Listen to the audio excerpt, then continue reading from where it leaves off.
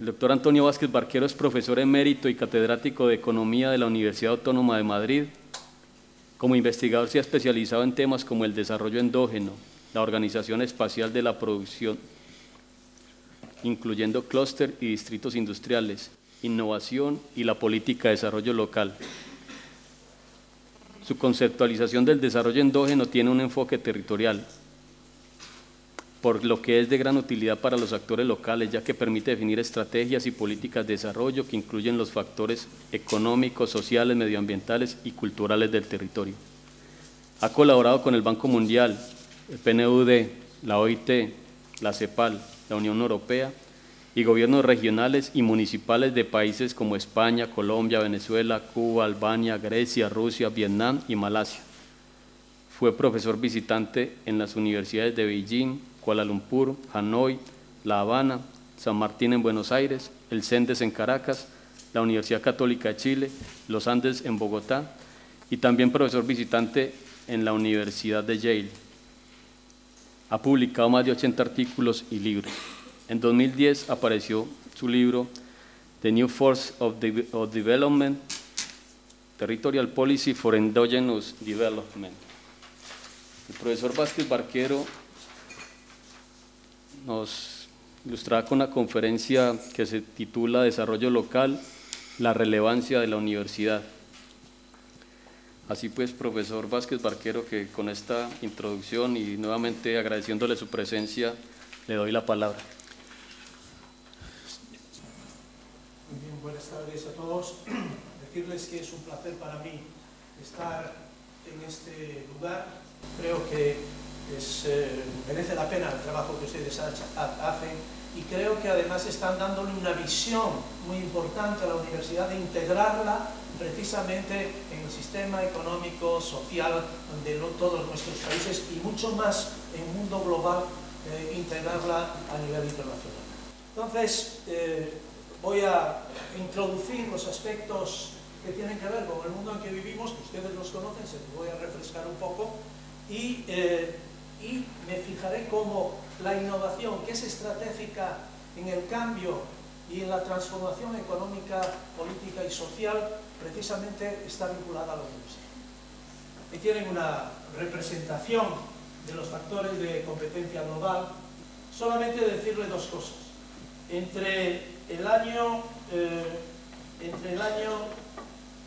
Desde 1980 y el 2007 se han multiplicado por 2 el número de empresas multinacionales en el mundo.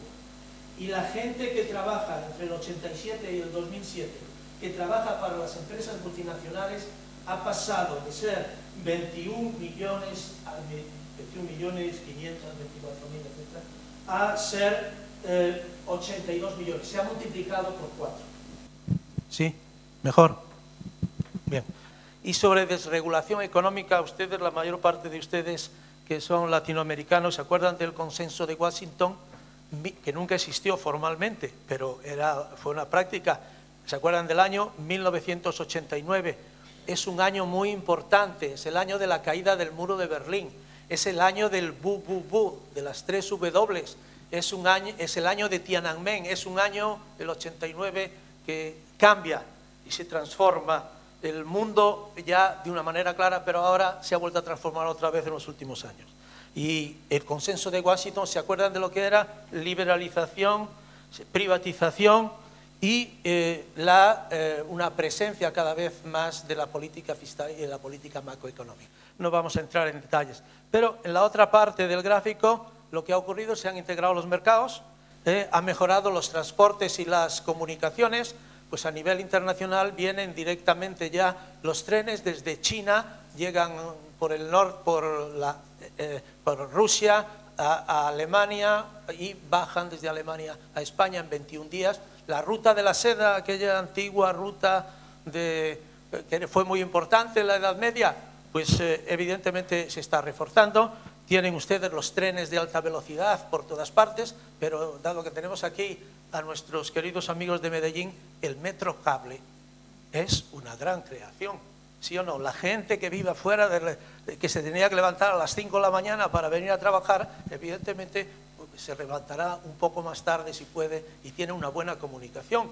Pero ustedes, por ejemplo, en Bolivia, desde el Alto a Oruro, están abriendo una autopista. Oruro tiene una universidad que ustedes conocen, donde los profesores de universidad trabajan 30 horas a la semana. Por lo tanto, tienen problemas, pero están intentando hacer un doctorado y para que sea la base de esto que muchas de las universidades de ustedes pues están haciendo ya, es decir, inserirse en el mercado de trabajo y darle entrenamiento precisamente a las personas que están trabajando en la actividad industrial o en la actividad de servicios correspondiente. La mejora de los sistemas de transportes y comunicaciones es obvio, y todo lo que tiene que ver con las TICs pues es también es muy importante. Y, por ejemplo, y algunas otras creaciones, como por ejemplo la utilización del personal computer que tenemos aquí enfrente, el primero es de Apple, corríjanme, del año 78, e IBM es del año 81. Es decir, todo ha ocurrido ahí, en esos años 80 prácticamente, donde se han producido tantas transformaciones. Y eso ha dado lugar también a las transformaciones desde el punto de vista de organización de la empresa, como las cadenas de valor, globales de valor cada vez más, que están presentes. Por ejemplo, aquí la industria del azulejo, la industria cerámica de Castellón, está presente en América Latina, en concreto en Brasil, y está presente en Asia, y forman cadenas globales, etcétera. Y eso, pues hablaban ustedes de Mondragón. Mondragón ha internacionalizado sus cooperativas en el año 94, que parece raro, ¿verdad? Porque siempre se ve la cooperativa como muy territorial. Tienen una incluso en Shanghái. O sea que este es el mundo en el que nosotros estamos, y esto hace que desde el punto de vista productivo, la diferenciación de la producción, que los productos sean los mismos. Me he fijado un poco cómo tienen ustedes los zapatos, y todo el mundo tiene zapatos diferentes. Me he contado como no los he encontrado iguales. Cuando yo era un joven universitario, todos íbamos vestidos prácticamente igual, ¿verdad? No con los mismos zapatos, pero con los de nuestro hermano correspondiente. Le íbamos, claramente, esto lo conocen, ya he hablado, pero decirles que se han producido grandes innovaciones, los microprocesadores, todo el transporte aeroespacial, toda la telefonía móvil de 1983, con anteriormente, por ejemplo, en Japón en 1980, la banda ancha, internet, etcétera, la biotecnología, pues es importante tener en cuenta eso. Y es importante tener en cuenta una de nuestras preocupaciones, es que nosotros pensamos que los productos nuevos solamente son los productos de alta tecnología. Eso es una parte, no es verdad. Hay nuevas producciones agrarias. Yo, que soy muy bíblico, me gustan mucho las manzanas. Y en estos momentos me como manzanas por ejemplo, del sur de América Latina, en concreto de Chile, de Australia, e incluso vienen de Italia.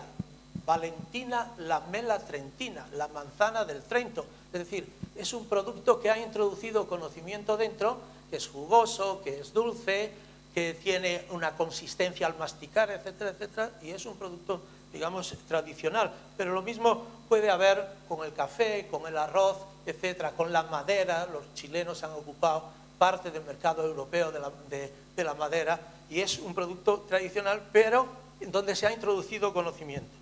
Las actividades industriales reestructuradas, por ejemplo, yo que soy de Galicia, que todo el mundo sabe que es una región históricamente llamada subdesarrollada, éramos todos emigrantes, pues resulta que ha aparecido de golpe Inditex.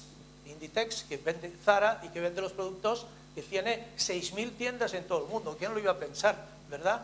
Pero, dado que están aquí los de Medellín, he de decir que es industrialmente, es la primera ciudad de Colombia especializada en textil, y que ahora he visto que hay una pasarela de moda donde van no solamente de América Latina, sino de Europa, etcétera. ¿Por qué? Porque están ustedes cultivando el diseño en un producto, digamos, tradicional como es ese. Pero ocurre lo mismo con los automóviles. Ya hay automóviles que están diseñados y que pueden andar sin chofer. claramente, y ese es un viejo producto, es de principios del siglo XX.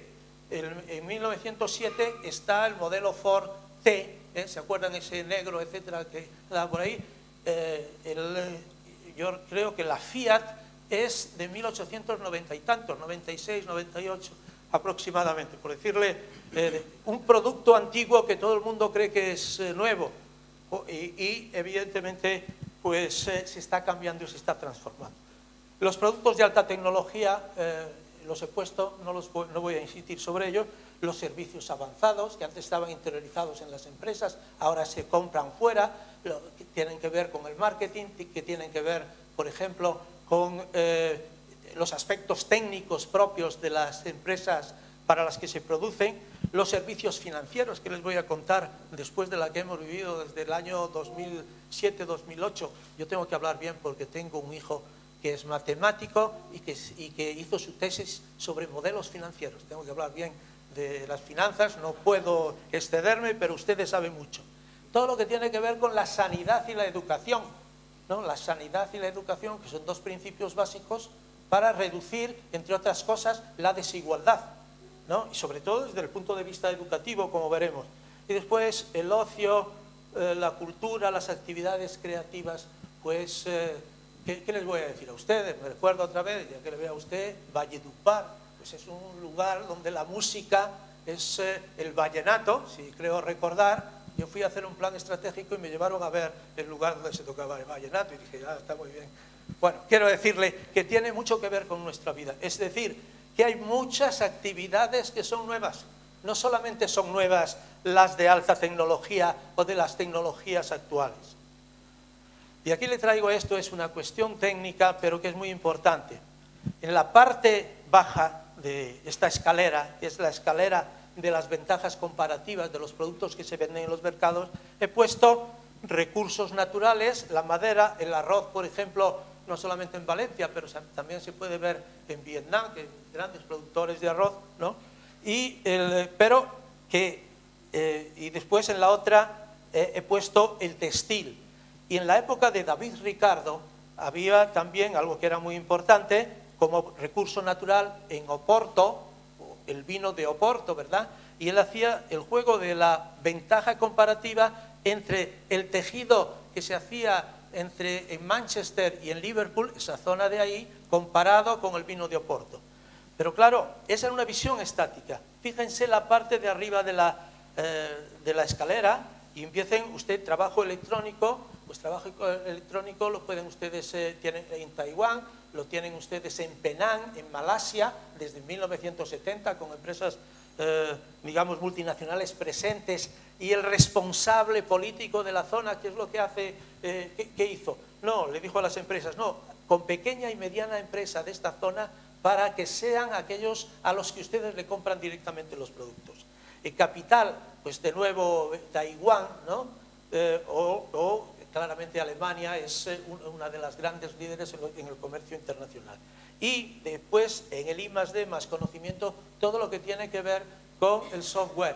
Pero nosotros tenemos software en Jalisco, tenemos Lenovo en China, tenemos de nuevo software en India, ¿verdad? Y entonces lo interesante es que se habla ahora de ventaja comparativa adquirida. No tienes que subir toda la escalera, sino que puedes empezar por arriba, dependiendo de tu especialización productiva. Y es más, todos los productos de la escalera han incorporado conocimiento.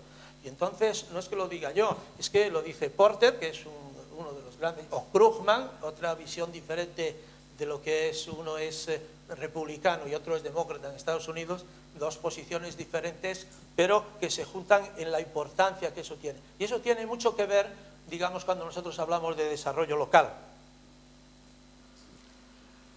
Nosotros vivimos un mundo que en la contabilización de la pobreza se ha reducido.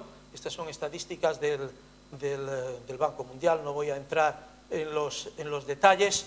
Se ha reducido sin duda en los 90, pero ha vuelto a aumentar. Después de la década dorada, la primera década del siglo XXI, ha vuelto a aumentar la pobreza. Hay países que lo han hecho mejor, China, India, Brasil y México, pero Brasil y México en los últimos años con todo el problema del ajuste y el retraso de los países latinoamericanos precisamente en tener los efectos de la recuperación económica, les ha ido mal.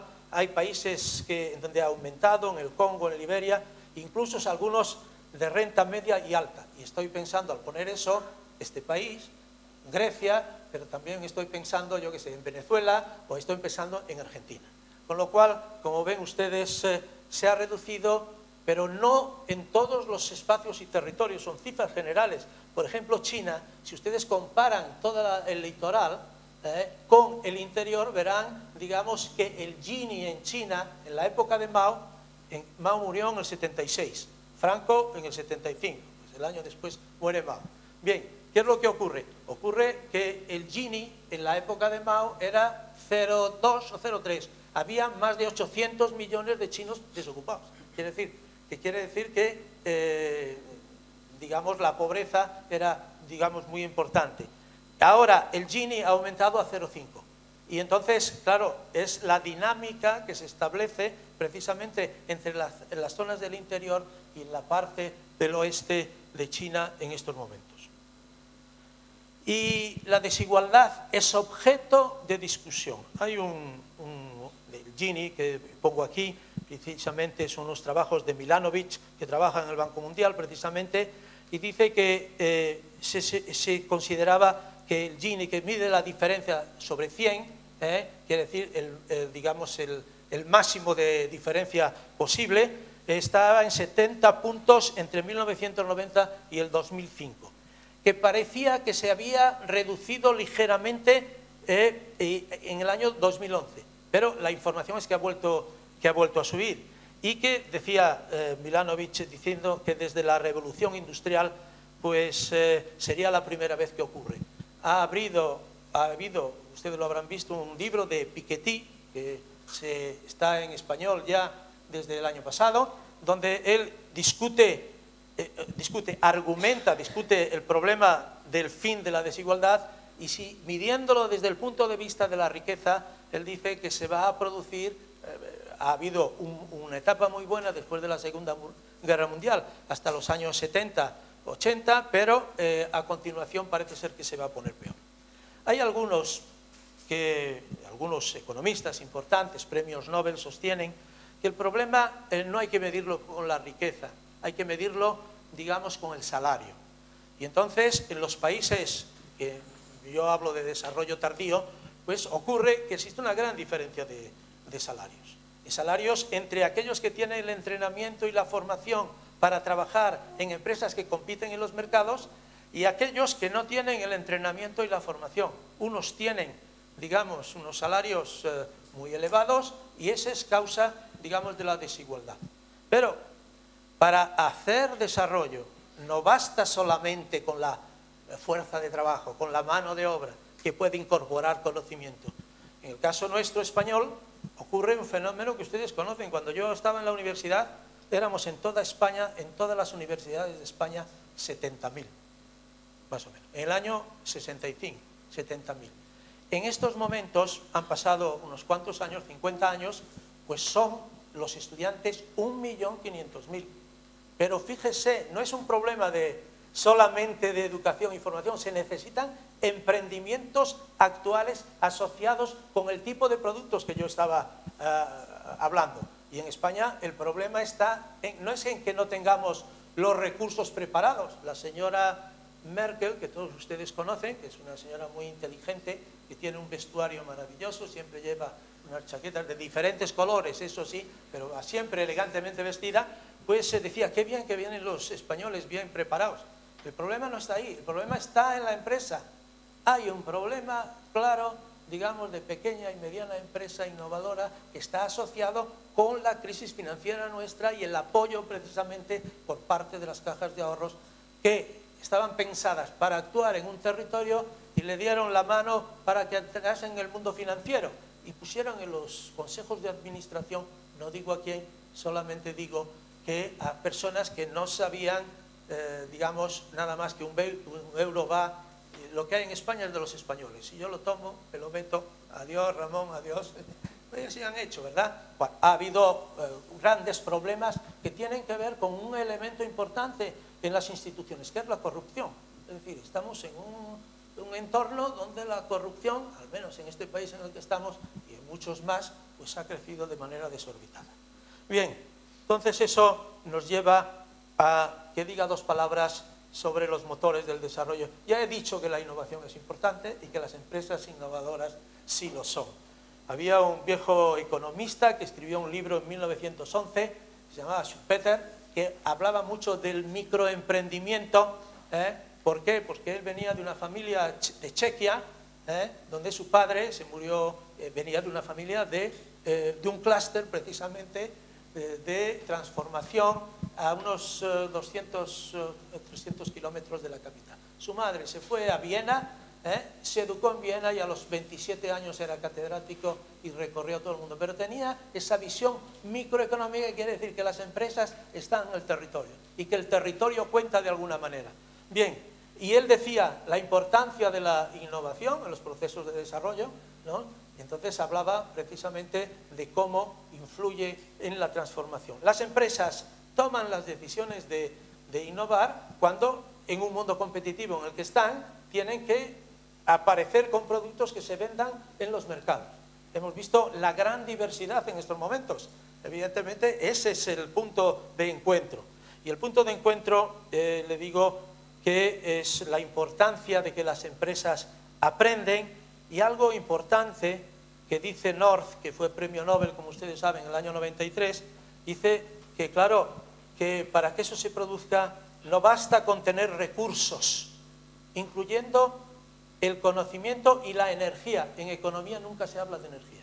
Nunca vi en la función de producción que alguien hablara de energía, que es muy importante, no solamente porque nosotros estamos consumiendo energía en estos momentos, ¿no?, sino en las áreas rurales de nuestros territorios, o los animales o las personas, digamos, consumiendo energía. Y entonces pues, hablamos de la luz eléctrica, ¿no?, que es de 1873, es un gran avance, pero hasta entonces no existía, y ahora hay con las nuevas tecnologías muchas posibilidades. Pero ¿cómo se infiere la energía, por ejemplo, solar en las actividades agrarias? Y voy a poner África del Sur, para poner un país que evidentemente hace grandes esfuerzos energéticos. Muy difícil. Y es más, hay mucho que avanzar precisamente en esos aspectos. Pero lo que me trae North aquí, además de que reconoce el papel de la energía en las actividades económicas, algo importante, como es que cuando las empresas toman esas decisiones, las toman en un entorno cultural e institucional donde los derechos de propiedad en el mundo de la economía de mercado son reconocidos, y eso, los incentivos económicos, sociales y políticos evidentemente activan a los inversores. Y esta transparencia que ven ahí, ven, les he oído hablar de confianza antes, ¿verdad? ¿Hablaba usted de confianza? Y me acordé, y dice, le voy a poner una transparencia de confianza. ¿Cómo? Y hablaba de instituciones en el sentido de reglas de juego.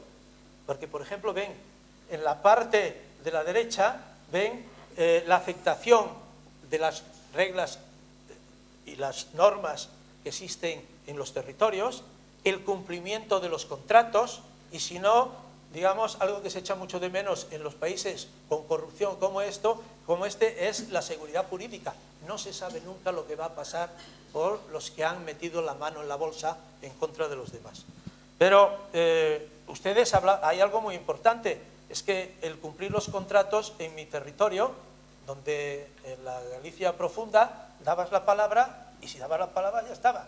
Ya todo el mundo sabía, como yo le he dado la palabra a usted, y aquí estoy, recuerdo, siguiendo la vieja tradición gallega. Y en segundo lugar, cómo eso condiciona a la creación de empresas, la formación de redes de empresas, la interacción, la difusión de las innovaciones, si no tienes confianza. Y si te va a costar mucho, evidentemente no lo haces. Entonces, por lo tanto, es una variable estratégica desde el punto de vista del desarrollo. Y quiero decirles que la geografía cuenta. Pues claro, la geografía cuenta no solamente desde el punto de vista cultural, sino también desde el punto de vista físico, como claramente se sabe. Y entonces los geógrafos, espero que haya algún geógrafo en la sala y conozca a Pike y et al, como pongo aquí, 2006, hablan de la importancia nueva de la energía, del trabajo, de la capacidad empresarial local. Hay regiones que la tienen y otras que no la tienen. En mi propia Galicia, la gente del interior no la tenemos. La tiene la gente que está al lado del mar, como Vigo o La Coruña, ¿no? Y todo lo que tiene que ver con el conocimiento local. Pero le quiero decir que ha habido una discusión internacional en los últimos 10 años de gran nivel sobre estas cuestiones, hablando de los que pensaban que en las instituciones era lo importante. Acemoglu y Robinson publicaron un libro en el año 2012 sobre eso, ¿no? Y empezaba poniendo un ejemplo de una ciudad que está en la frontera entre Estados Unidos y México. Y después está Sachs de Columbia, estos eran de la MIT, y llevan 10 años discutiendo sobre qué es más importante. Desde nuestro punto de vista, la geografía cuenta y las instituciones cuentan. En unos sitios más y en otros sitios menos. Bien, pues en ese mundo en el que estamos, pues resulta que la universidad tiene una importancia fundamental. Y tiene una importancia fundamental porque no solamente proporciona conocimiento a los recursos humanos, y que cuando nosotros vamos, después de tener una experiencia de trabajo determinada, nos vamos a otro lugar a trabajar, llevamos dentro de nosotros el conocimiento adquirido. Y ese conocimiento adquirido lo difundimos dentro, digamos, de esa empresa en la que estamos trabajando. Bueno, entonces, eso cuenta, pero cuenta también la importancia que tiene la universidad en algo que es significativo, que son los sistemas nacionales o territoriales de innovación. Porque las empresas son las que innovan, sin duda. Es decir, porque innovación desde esta perspectiva es producir un producto, introducirle conocimiento, pero que ese producto se venda en los mercados.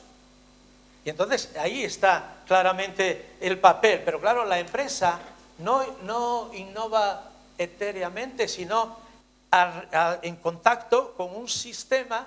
Precisamente entre algunos de los actores están precisamente los centros de investigación, las universidades, etc.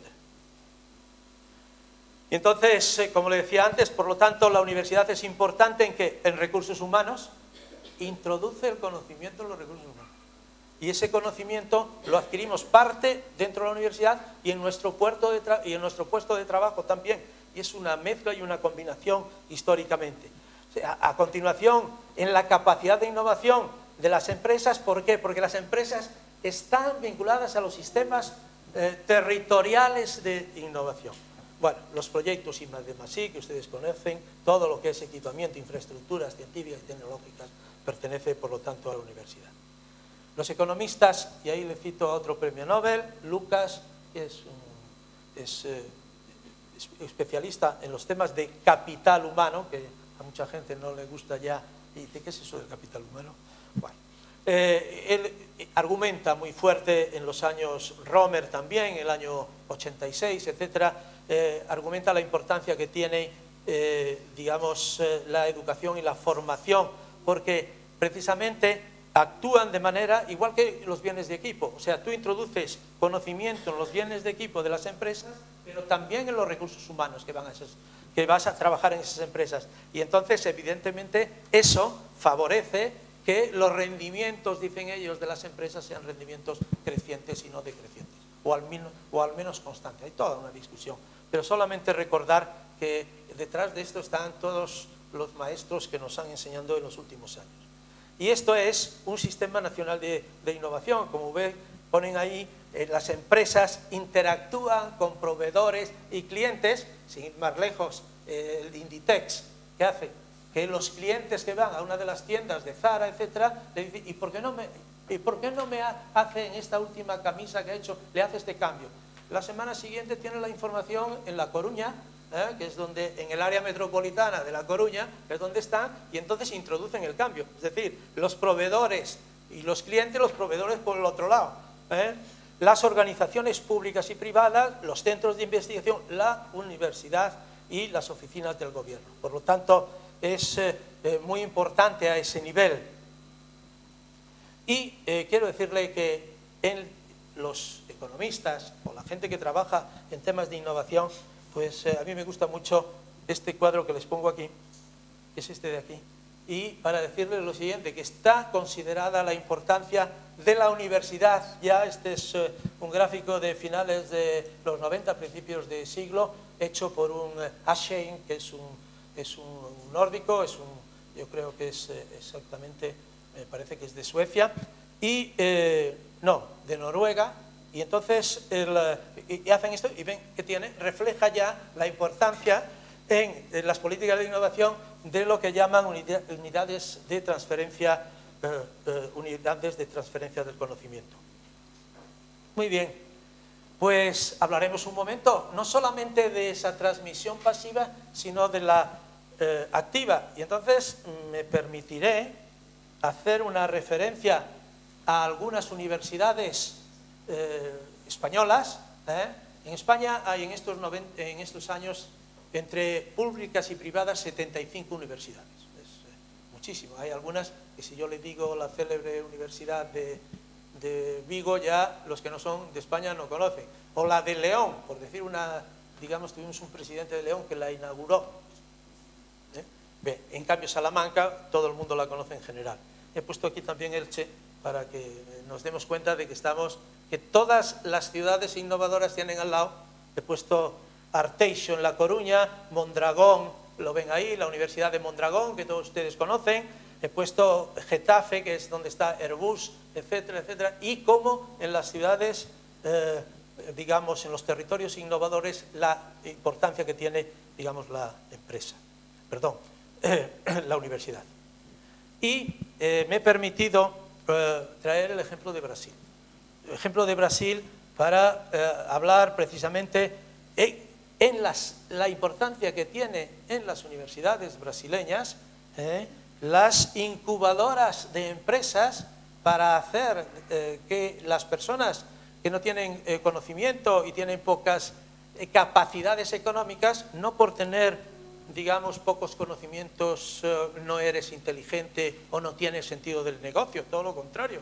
Yo vengo de un territorio de emigrantes y, como ustedes saben, pues los emigrantes que se van siempre son los mejores, sin duda. Los que quedan, evidentemente, no se esfuerzan demasiado.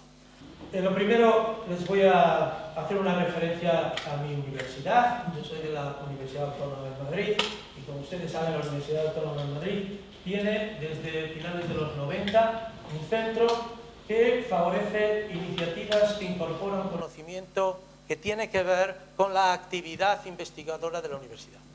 Tiene después una escuela de emprendimientos sociales que está abierta a aquellos emprendedores que tratan de llevar adelante, digamos, acciones y actividades para resolver los problemas del entorno, y eso, evidentemente, lo que trata es de la exclusión social. Y además da un premio al emprendedor universitario que es capaz, y además les siguen después, de manera que en 10 años han hecho 109 empresas, por decir una cifra. Es decir, es un premio que ha tenido mucho éxito desde el punto de vista, digamos, le damos el premio, el joven correspondiente dentro del ámbito se aplica, les hacen seguimiento, le facilitan, digamos, cómo encontrar mercados, cómo encontrar materias primas, etcétera, cómo transformarlas, etcétera.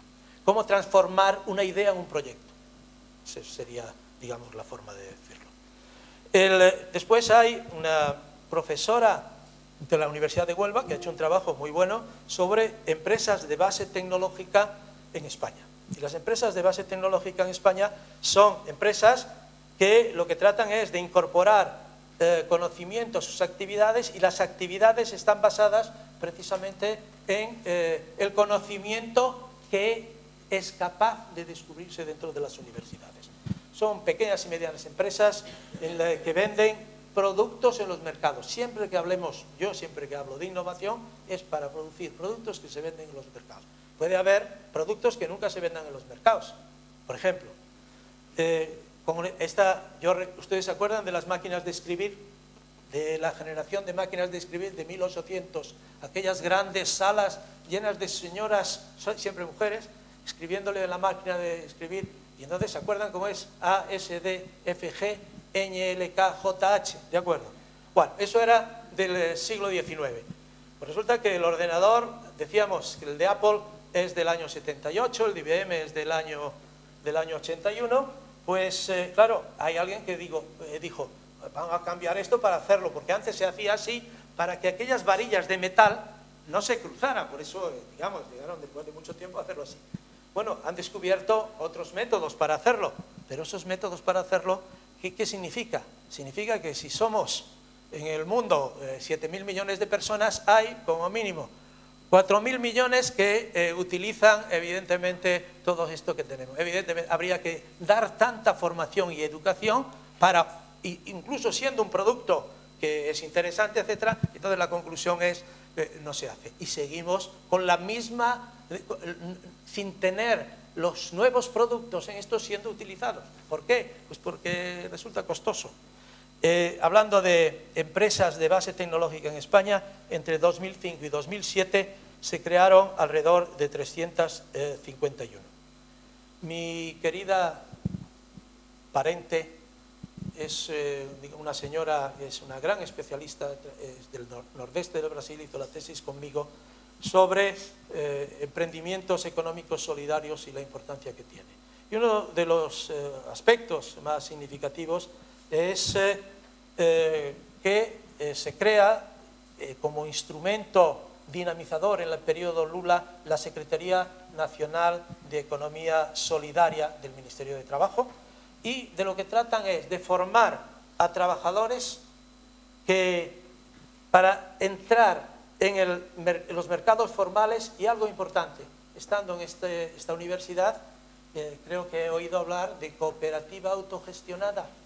Pues evidentemente, como ven ustedes, pues esa es la idea que está detrás precisamente del SENAES. El surgimiento en España es en el 98, cuando se crea el Centro de Emprendimientos en la Autónoma de Madrid. La regulación de las empresas de base tecnológica en España es del 2007, es decir, desde hace 8 años solamente, y pone el énfasis precisamente, como decía antes, en la creación y transmisión del conocimiento. Y en Brasil, ¿cuándo surgen estas incubadoras de emprendimientos económicos solidarios?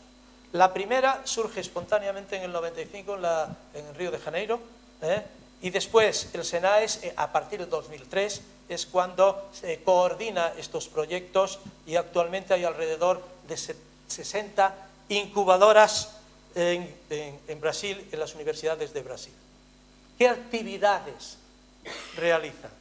En el caso de las empresas de base tecnológica, como verán ustedes ahí en la tabla, pues ¿cuáles son? La biotecnología, la informática, el hardware, el software, la ingeniería industrial y de telecomunicaciones, la química, el I+D, incluso actividades agrarias, porque evidentemente, y forestales también, ¿no? La importancia que tiene precisamente para fortalecer, como decíamos al principio, en esta diversidad de productos, incluso de productos tradicionales.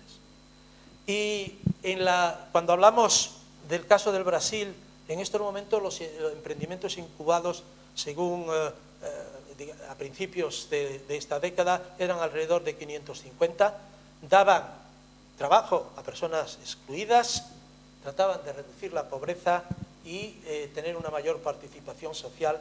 ¿Y las actividades cuáles son? Pues son actividades tradicionales, como las agropecuarias, las artesanías, el reciclaje, la confección, etc. Y por último, quiero cerrar con comentarios importantes en el entorno universitario, precisamente para hacer que los emprendimientos que promueves tú desde la universidad vayan adelante.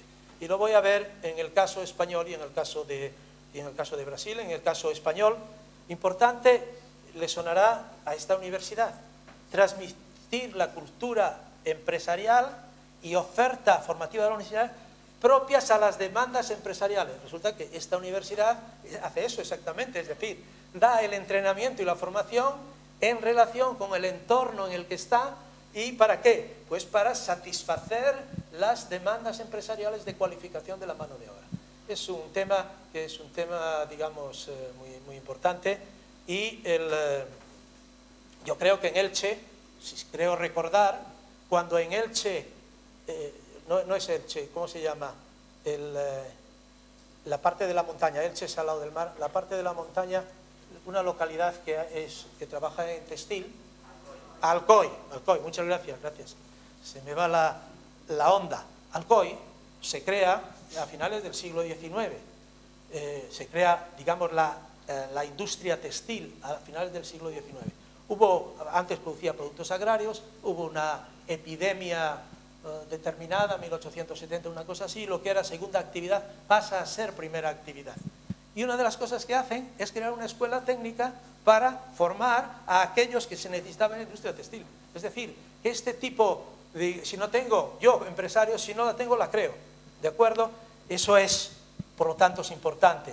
La importancia también es si estás en un territorio, tienes la universidad en un territorio en el cual la industria es fuerte y el desarrollo tecnológico es normal, es decir, no es nada raro, todo el mundo abre los ojos, etc. Es completamente diferente al sitio donde yo nací, donde no se le ocurre otra cosa a la Junta de Galicia de crear allí un instituto tecnológico, cuando los empresarios de esa zona del interior no existen, no están, se dedican a actividades agrarias, en vez de hacerlo, digamos, en la frontera. Entonces, pues llegar con una innovación allí, hasta que llegó, no sé si ustedes conocen a Berino, el que hace diseño y moda. ¿Cómo? Rodolfo, exactamente. Bueno, en la zona de Berín, no se le ocurre otra cosa y dice, vamos a poner Berino, que suena italiano, quiere decir que tengo moda, etcétera, etcétera. Y Adolfo Domínguez, ¿le suena? Exactamente igual. El que lo monta es el hijo del señor, que era un sastre, y cuando yo era chiquito, como no había ropa ahí, como se encuentra ahora todo tipo, te tenías que ir al sastre que te hiciera los pantalones, allí te ibas con tu mamá. Bueno, la importancia que tiene, por lo tanto, ese sentido, esa cultura de la empresa y de la innovación en el territorio hace que evidentemente los efectos sean mayores. Todo lo que tiene que ver con los parques científicos y tecnológicos, pues es evidente que este territorio en el que estamos ha sido modelo para la Unión Europea como mínimo. Nosotros entramos en el año 86, a finales de los 80, Valencia, la región, pues ya tenía muchos ejemplos precisamente de institutos tecnológicos, etcétera, etcétera, que eran admirados. Después no han evolucionado mucho en los últimos años, pero siguen teniendo ese saber hacer que está asociado con ese territorio. Y eso, evidentemente, estar en ese entorno, la gente te mira, ¿no? Por ejemplo, yo miro a los de Medellín porque están en ese territorio, que me llama mucho la atención todas las transformaciones que han hecho en los últimos 80 años, ¿no? Cuando vaya, espero ir en algún momento a Asunción, y seguro que se me abrirán los ojos y conoceré más cosas. Algo importante, la disponibilidad de infraestructuras de comunicaciones. No solamente, digamos, de Internet, pero son importantes físicas. La oferta es igual a la demanda, que decimos los economistas, si hay un sistema de transporte y comunicaciones. Si no, lo que se hacen aquí en algunas huelgas que le han hecho a algunas empresas es que, digamos, suspender el tráfico. Y no hay, los proveedores de Citroën de Vigo, evidentemente no le llegaban los productos que venían de Valladolid, por ejemplo. Bueno, la huelga, las infraestructuras, la oferta es igual a la demanda cuando existen infraestructuras. Es importantísimo, precisamente, cuando se hacen trabajos en las áreas rurales, ¿no? Estoy pensando, por ejemplo, en el norte de Guatemala, pues una de las cosas que han hecho es la vinculación en la parte del interior con la Panamericana para vender sus productos en la ciudad de Guatemala, en una zona del norte, en la frontera con México. Y lo mismo la necesidad del asesoramiento técnico. ¿Qué ocurre en el caso de los emprendimientos económicos solidarios? Hay algunos aspectos que evidentemente tienen muchas dificultades, pero al mismo tiempo que es la base del futuro de sus emprendimientos. El primero de ellos es la introducción de los que producen esos productos en los mercados. en los mercados existentes ya y poder tener acceso a la información y a los servicios financieros. Y es muy difícil muchas veces tener el acceso a los servicios financieros y siempre aparece alguien que te cobra unos intereses descomunales, el que está dispuesto a darte el dinero siempre que… Bueno, hay todo un problema de la financiación del desarrollo, no solamente son los microcréditos, puede ser la administración con las políticas, puede ser el sistema financiero, etcétera, etcétera. Es decir, hay muchas formas, pueden ser el cooperativismo, es decir, hay muchas formas precisamente, pero el desarrollo se financia y por lo tanto el sistema financiero y los servicios son siempre importantes. Para estos de los emprendimientos, pues tienen que abrirse nuevos mercados, ir a las ferias, ir a abrir locales de venta fija, etcétera, y tener detrás precisamente a la universidad. La alianza con empresas privadas, evidentemente el estar detrás de la universidad significa tener un sistema de relaciones diferenciado y eso evidentemente ayuda en esas alianzas y en la formación de redes de cooperación. Y hay algo que tiene mucho que ver con lo que es Brasil y el efecto Lula, y es que hay, por ejemplo, en la educación escolar, la alimentación financiada por la Administración Central y todo lo que tiene que ver con las políticas de seguridad alimenticia. Por lo tanto, desde la Administración se puede comprar precisamente con el apoyo gubernamental. Y esto es algo de los que se hace este tipo de emprendimientos universitarios que tienen un carácter social. Y por último, volviendo un poco a recordarles, he hablado mucho de reglas de juego, de instituciones, que es el concepto de reglas, de normas y reglas de juego, etcétera. Y es muy importante que entonces las instituciones, las reglas de juego de las universidades tengan previsto, sin duda, acordado. Hay en algunos sitios donde no es 50-50 estudiantes con profesores. Y entonces, evidentemente, el aceptar en mi universidad emprendimientos empresariales y sociales tiene mucho que ver con los profesores, fundamentalmente, ¿no? Pero, yo qué sé, en Oruro, imagínense, Oruro, en Bolivia, en el alto de Bolivia, 3.600 metros sobre el nivel del mar aproximadamente, ¿qué es lo que ocurre? Ocurre que en esa universidad es 50%, 50%. No se hace nada sin que los estudiantes, los representantes de los estudiantes estén de acuerdo. Entonces, ahora que quieren introducir ese doctorado en Oruro, pues el rector, con el que hablé hace unas semanas, decía que lo ve evidentemente posible y viable, precisamente porque no lo harán para la gente de una cierta edad. Tienen su vida hecha, más de 50 años, etcétera, llevan un camino. Pero los que empiezan, sí. Entonces, los que empiezan, reducir para el entrenamiento y la formación, reducir el número de horas que tienen que dar los profesores. El crear redes, la red, está basada precisamente en las reglas de juego, como decíamos antes, en esa transparencia que le puse sobre innovación, instituciones y desarrollo. Y por último, algo importante, que la universidad tiene que tener, digamos, relaciones con empresas, administraciones y organizaciones. El punto crítico siempre es las reglas de juego. Es decir, las reglas de juego que se acepten institucionalmente para cambiar, para transformar la universidad, para acercarla cada vez más.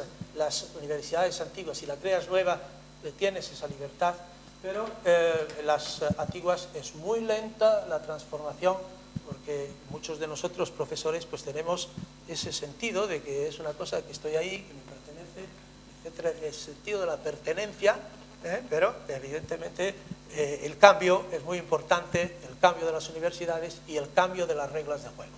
Muchísimas gracias.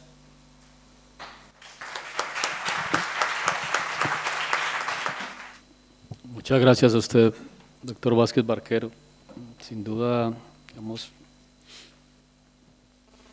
para nosotros que venimos reflexionando sobre el papel de la universidad en el desarrollo local, siempre es muy útil tener estas miradas también holísticas y de diferentes territorios, nutridas desde las vivencias y experiencias en diferentes territorios. Por ello encontramos muy pertinente entonces la charla que usted nos acaba de ofrecer. Si entre los asistentes hay algún comentario, pregunta, algún tema para profundizar, digamos, sea este el espacio como para hacerlo. ¿Alguna reflexión? Buenas tardes. A mí me gustaría, profesor, de todas esas dilatada experiencia y visión internacional que tiene, si nos puede comentar cuáles serían esas 2, 3, X buenas prácticas que usted recuerda especialmente de acercamiento entre universidad y empresa que hayan cristalizado en innovación, ¿no? ¿Cuáles son esas que le vienen a la mente y que dice eso y de ahí podéis aprender? Y después la otra reflexión es especialmente con la PYME, ¿qué se puede hacer? Porque yo creo que muchas veces reconocemos buenas prácticas con grandes empresas y reconocemos dificultades para intercooperar con la PYME, ¿no? No sé si la solución pasa por las pymes, que no la PYME, no lo sé, es una pregunta. Normalmente el tipo de investigación que se hace en las universidades, en la parte, digamos, de ciencias, está muy asociada con, digamos, la investigación científica. Es decir, en las universidades como las nuestras españolas, que tenemos una presión para publicar continuamente, etcétera, si no uno no sigue su carrera profesional bien, evidentemente está asociada con la innovación en ese tipo de productos de los que hablaba, las TICs o asociados con la biotecnología, etcétera, etcétera, ¿no? Entonces, como la universidad e innovación necesita un comunicador con el mercado. Es decir, ¿por qué? Porque la investigación científica que yo hago o el modelo correspondiente en economía asociado a un modelo del sistema financiero, pues si no tiene un contacto con la empresa, es decir, cuando se habla de innovación, lo dije antes, estamos hablando de productos que se venden en el mercado. Pueden ser muy sofisticados, como este del automóvil que hacíamos referencia antes, que en el año 30 ya están funcionando por ahí haciendo pruebas, pero en el año 30 ya iremos todos con un señor que va elegantemente vestido, manejando y todos los demás detrás, y evidentemente con una conexión para que nos lleve a donde nos tiene que llevar. Bueno, entonces la cuestión está ahí en el contacto. Ustedes hacen bien una cosa, esta universidad, y hace bien, digamos, porque dentro, en las reglas internas, las reglas de juego de ustedes es dar formación para la demanda que existe de formación en las empresas. Pero ese planteamiento de las 50 y tantas universidades públicas y también para muchas privadas no se da. Es decir, el caso de ustedes, como el de otras universidades, es excepcional. Entonces, ahí, evidentemente, hay que romper, digamos, esas reglas de juego. Y no quiero hablar, digamos, de cuando se hace innovación o se está haciendo en asociación con empresas o asociación con organismos internacionales, etcétera, ¿no? Porque entonces meten empresas fantasmas para, evidentemente, lucrarse de una manera no reglada. No digo que no deba la gente de vivir de eso. Entonces, la universidad lo primero que tiene que hacer es cambiar sus reglas de juego. Yo lo decía en la última transparencia, necesita y adaptarlas a los tiempos que corren. Es decir, no se puede, digamos, seguir pensando en los términos, yo que sé, de la Universidad de Alcalá de Henares. Está muy bien, en el siglo XVI pues fue una buena universidad, o anteriormente Salamanca, o las que ustedes quieran en este país. En América Latina ocurre exactamente igual, desde 1500, que se recuerden, pues exactamente igual con sus universidades. Es decir, no se puede volver ahí. Lo que sí es que hay que estar considerando que esa universidad está en un mundo. Y entonces hay un elemento positivo que ayuda, incluso desde el punto de vista financiero, y es que los centros de investigación estén relacionados con otros centros. Es decir, ¿por qué? Porque eso fuerza el cambio. La red que es muy importante, evidentemente hace que tú llegues a acuerdos con otras universidades para hacer un proyecto, yo qué sé, sobre energía en África del Sur, por decir un ejemplo. 3 o 4 universidades europeas, 3 o 4 universidades de África del Sur tratan de ver cómo la energía actúa y cómo actúa la energía precisamente en los procesos de desarrollo. Y entonces es evidente que la red y las posibilidades de financiar la movilidad, el conocimiento con otras universidades, va a cambiar para tener una universidad mucho más cercana a la sociedad en la que vive. Y evidentemente, y mucho más, si al mismo tiempo se le da premios, como los premios que ustedes tienen aquí, esos premios tan importantes que dan ustedes en Valencia, a científicos que vienen premios Nobel, etcétera, etcétera, siempre que se elija bien, y yo creo que ustedes hacen las cosas con bastante, digamos, teniendo en cuenta muy bien cómo está cambiando el mundo, pues eso es importante. Por lo tanto, el primero, cambio de las normas; en segundo, cada vez más trabajar en red; y tercer elemento, yo incluiría que sea intergeneracional. Es decir, yo creo que los grupos de trabajo tienen que ser intergeneracionales. Por una razón, porque va tan deprisa. Yo les he dado muchas cifras, muchos años de transformación del mundo en los últimos 30, de todos los productos, que la forma en que yo percibo este ordenador no es igual que la forma en la que percibe mi querida alumna que ha venido de San Martín. Mi querida alumna de la primera promoción que hicimos juntos, ahora es la que más manda allí. Bueno, entonces, evidentemente, ella percibe de otra manera. Y entonces hay algo importante, mezclas el conocimiento. Y eso es muy importante, el mezclar el conocimiento, porque uno se acuerda, eso no funcionó en tal momento, puede funcionar ahora. Es decir, que una tercera característica es que en los grupos de trabajo de investigación tienen que ser digamos, generacionales, y muchas veces, en los temas que nosotros estamos aquí, estamos personas de diferentes profesiones. Es decir, a poder ser, hay algunas disciplinas que restringen mucho el campo, pero hay otras que permiten ampliar el campo. Entonces, en eso, intergeneracional e interdisciplinar. Eso serían 3, digamos, conclusiones que yo tengo de eso. Sobre las pymes, este es un territorio de pymes. Yo, no sé si se lo conté en algún momento, yo me dedico soy un profesor que trabajo en clústeres. Bueno, porque tuve un abuelo que era del clúster del mueble del interior y otro abuelo que era profesor, y me di cuenta, después de muchos años, que hago lo mismo que hacían mis abuelos, solamente que los he combinado a los dos.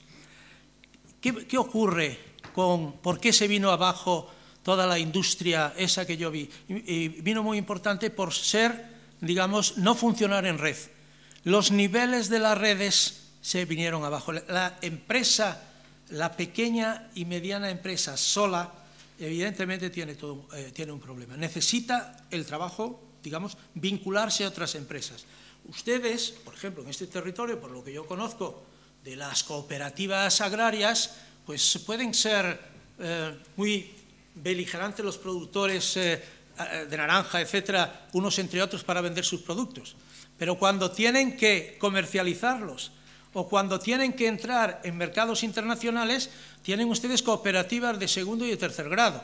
Es decir, trabajan en red necesariamente. Una pequeña empresa sola tiene, incluso las grandes empresas, se vino abajo el cascarón de las grandes empresas en la crisis de los 70, cuando sube el precio ¿se acuerdan?, del petróleo, que pasa en el 73 de 1 a 4 dólares y en el 78 de 4 a 40.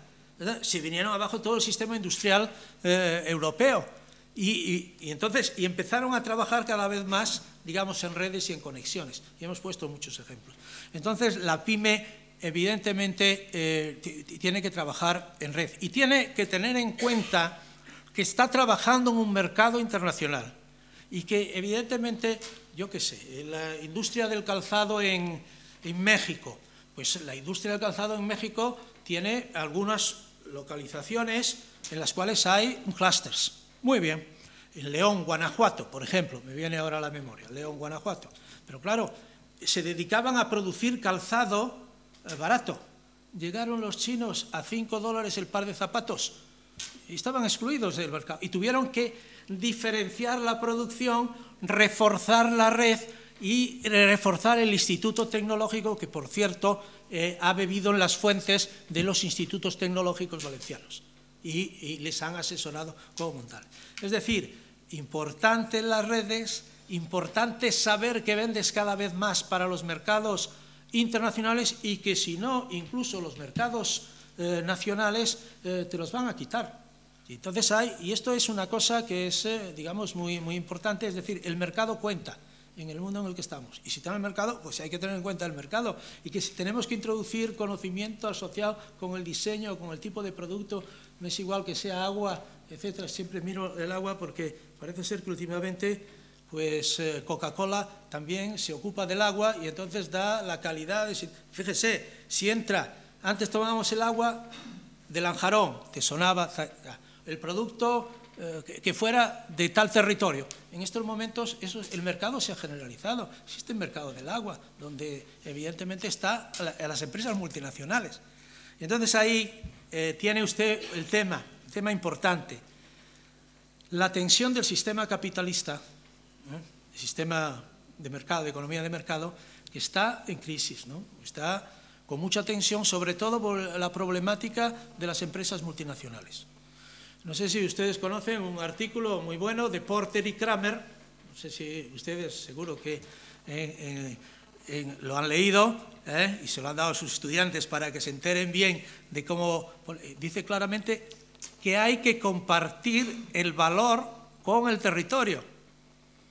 O sea, no es solamente de que le hagas la cancha de tenis, tu empresa grande, a un territorio determinado.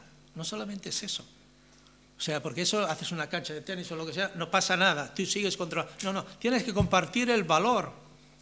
Y eso es en India, en Centroáfrica, etcétera. Ponen varios ejemplos. Bueno, evidentemente Porter se llevaron un rapapolvo por parte del The Economist, etcétera, y de otros periódicos. No quiero decir del periódico de Nueva York y todas estas cosas, pero él evidentemente tiene las ideas claras y coincide con la importancia que desde principio, desde 1911, se le da, digamos, a las microempresas en los territorios. Es decir, que la microeconomía, cuando la macro ha sido tan importante, ha adquirido un valor. Volviendo, por lo tanto, a las pymes, mercados, productos, cooperación entre ellas y, evidentemente, pues hacer digamos, los productos de manera que tengan unas ventajas comparativas, y yo por eso les puse esa escalera, ¿han visto? Las ventajas comparativas, pero en las cuales has introducido conocimiento. El mundo ha cambiado en eso, y esa es, pero el mercado sigue contando. Gracias. Profesor Vázquez, mi nombre es Miguel Borrás, no formo parte del proyecto que ha traído esta conferencia aquí, pero recibí la invitación de la Florida y vine a escuchar y me ha tocado tantas veces el corazón en los últimos minutos que tenía que hacerle un punto. Yo he estado como 15 años en investigación y luego me pasé al lado oscuro, entonces hicimos alguna spin-off y me pasé como emprendedor. De todos los factores que ha dicho usted, he hecho a faltar uno, que es el del factor humano de la universidad. Yo que he estado en todos los lados de la mesa, a la hora de transferir tecnología, a la hora de contratar a la universidad, a la hora de vincular con empresas desde la universidad, he hecho en falta una mención al factor humano y a un poco de autocrítica a la capacidad de interlocución con la industria para generar confianza en la industria en que la relación a largo plazo con la universidad va a ser sostenible y además productiva. En ese sentido, creo que ese factor, aunque solo sea citarlo, y por eso tomo el micrófono, simplemente para citar un punto clave que es incluso la selección de las personas que van a involucrarse en la vinculación desde la universidad con la empresa. Gracias. Sí, muchísimas gracias. Creo que, digamos, el factor humano cuenta mucho. Yo le he dicho, cuando hablaba de instituciones, ¿se acuerda? En una de las... el cumplimiento de los contratos. He dicho que no solamente es la regulación formal, sino la informal, que está basada en los elementos culturales del territorio. Y los territorios han cambiado incluso desde ese punto de vista, pero también de las instituciones, de las organizaciones, como pueda ser la universidad. Evidentemente, está basada la confianza, que hablaban ustedes antes, yo la he repetido, lo ponía como un elemento fundamental al relacionar la economía con las reglas de juego. Uno de los caminos era que no te fueras costoso por abajo, las instituciones también, pero generaras confianza. El elemento de confianza, digamos, lo comparto con usted y creo que tiene mucho que ver con los recursos humanos y con la formación y el entrenamiento de los recursos humanos, donde ha habido grandes cambios. Y esta mañana he visto que en esta universidad en la que estamos hay una escuela, es una escuela infantil, me parece, donde entre la parte de formación me explicaban, no solamente están las cuestiones, enseñar matemáticas o enseñar, digamos, la lengua, sino también enseñar el comportamiento. Antes, tradicionalmente, el comportamiento que después estimula la confianza estaba basado en la familia, pero en el mundo del que estamos en estos momentos, eso ha desaparecido mucho y entonces la labor que hace esta universidad precisamente es, digamos, revitalizar. Completamente de acuerdo en la importancia de los recursos humanos y la importancia de la cultura. El desarrollo siempre está hecho a partir de los recursos humanos, a partir del hombre. El hombre es el centro, precisamente, de los modelos, no solamente para satisfacer, digamos, los aspectos económicos, los aspectos sociales, como la pobreza, el aspecto medioambiental, sino desde el punto de vista interno. Desde el punto de vista interno de los procesos de acumulación de capital y donde incluyes digamos, la innovación y el conocimiento, lo dije antes, hice referencia incluso a economistas como Romer en el año 86 y después en el 92, y donde claramente se visualiza dentro de la empresa y mucho más dentro de la red. Cuando usted ha viajado mucho y trabaja mucho en América Latina, cuando usted va al Silicon Valley, por ejemplo, que probablemente habrá ido, habrá visto la importancia que tiene las relaciones de distintas empresas tomándose un café en un lugar determinado, porque si yo no tengo confianza, como usted dice muy bien, evidentemente, pues no te transmito el conocimiento que tengo o no te doy aperturas, etc. Toda la razón del mundo y lo comparto con ustedes. Es decir, los recursos humanos, la confianza y una cultura, evidentemente, que no esté basada en estos otros aspectos también de la cultura nuestra española, y que vienen del siglo XIX y que están relacionados con la corrupción. Es decir, lo opuesto es decir, la confianza que das precisamente desde el punto de vista completamente. El desarrollo es siempre el ser humano, y el ser humano está en el centro. El ser humano hace las ciudades, el ser humano hace las empresas, el ser humano organiza las empresas, cambia, digamos, la tecnología, cambian las instituciones. Entonces, cuando usted le aplica un modelo de desarrollo endógeno al desarrollo de un territorio, verá que, como usted dice muy bien, que en todas esas partes está el hombre, ¿no? El hombre es el que ha construido, digamos, todos estos, en las ciudades, la transformación, etcétera, etcétera. Hemos cometido muchas equivocaciones, cada uno de una manera diferente, pero en todo caso estoy de acuerdo con usted. Reforcemos cultura y recursos humanos en la transformación, digamos, de las empresas y los territorios. Gracias por su sugerencia. En primer lugar, quería felicitarle por la ponencia y después me gustaría hacer un pequeño inciso sobre dos temas.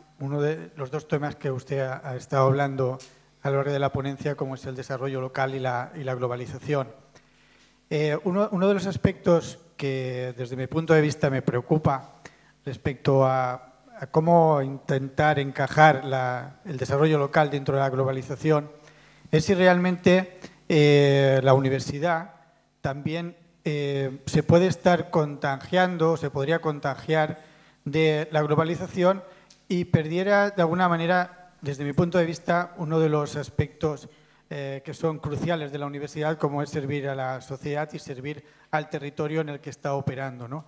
En ese sentido, usted ha hecho un repaso histórico de los últimos 30 años, de todos los cambios que han habido, gran parte de los cambios fruto de lo que antiguamente llamamos aldea global, ahora ya lo tenemos muy asimilado el término, pero realmente yo si echo la vista atrás, y por ejemplo pienso en la Comunidad Valenciana, y echo la vista atrás, por ejemplo, hace 40 años, y me encuentro con que hace 40 años teníamos en la Comunidad Valenciana una industria muy potente en muebles, una industria muy potente en juguetes, una industria muy potente en cerámica, en textil.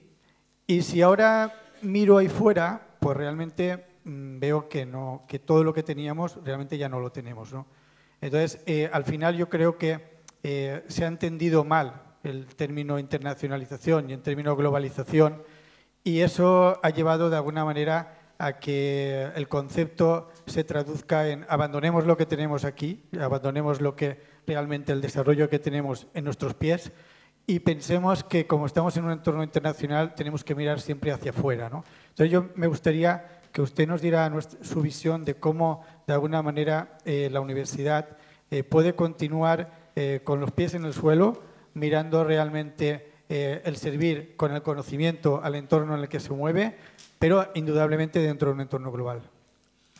Bien, hay un tema que está asociado con todo esto que hemos dicho, ¿no? Que es el concepto que ustedes usan y usamos nosotros también desde otros puntos de vista, el ciclo de vida del producto. El ciclo de vida del producto. Y el ciclo de vida del producto es, como otros ciclos, ¿no? Sube cuando descubres un producto, una tecnología, etcétera, lleva una parte y teóricamente, digamos, en principio debiera de bajar. El secreto está en cómo anticipas la no caída del producto en el mercado. Le puse el ejemplo del calzado, hablando de Guanajuato, de León, Guanajuato, etcétera, etcétera, y los chinos que aparecieron, etcétera. ¿Qué es lo que han hecho? No lo anticiparon. Y eso que tenían un instituto tecnológico que en su momento yo visité, etcétera, y me hablaban muy bien de ustedes, porque aprendieron mucho de la experiencia valenciana. Pero no lo anticiparon, pero tuvieron que anticiparlo las empresas que se quedaron. Ahí lo mismo, en la zona cercana a Porto Alegre, otra industria del calzado, etcétera, cercada, y ahí era de tipo la importancia de las empresas privadas en hacer otro instituto tecnológico y han tenido mucha crisis porque la competencia global es muy fuerte. Pero hay un aspecto de introducir conocimientos. ¿Recuerdan cómo empecé la sesión diciendo que le había visto los zapatos a todo el mundo y que todo el mundo tenía los zapatos diferentes? Hay un elemento dedicándose a esa actividad, en el ciclo de vida del producto que tiene que ver con la diferenciación de la producción. Es decir, que incluso trabajo en todo lo que tiene que ver, por eso pongo el ejemplo, digamos, del textil, hago el ejemplo de Medellín con respecto a La Coruña, etcétera, por decir algo que es un viejo producto, que era un producto de la discusión de Ricardo, ¿se acuerdan?, de las ventajas comparativas, que se ha transformado, pero han tenido que introducir conocimiento y entrar en ese mercado. Entonces, por eso es muy importante, en ese sentido también, cómo funcionan las pequeñas y medianas empresas. Las pequeñas y medianas empresas suelen ser empresas familiares, en muchos casos. Y en este país, pues evidentemente cuando se hablaba en los años 80, no voy a hablar ahora de la economía sumergida, en el año 82 hicimos un trabajo sobre economía sumergida, etcétera, y entonces pues los sindicatos de aquí no estaban de acuerdo con los sindicatos en Madrid, ni mucho menos. ¿Por qué? Pues porque era una forma normal de trabajar, digamos, a domicilio, etcétera. Entonces, esa vinculación de que hay solamente una persona en una empresa, pero después es toda la familia la que está ahí, claro, eso puede funcionar durante un periodo de tiempo, dependiendo de las reglas de juego generales, de la importancia que tiene el cumplir con ellas. Todo lo que estamos viendo ahora va a cambiar cualquier tipo de regla asociada con eso.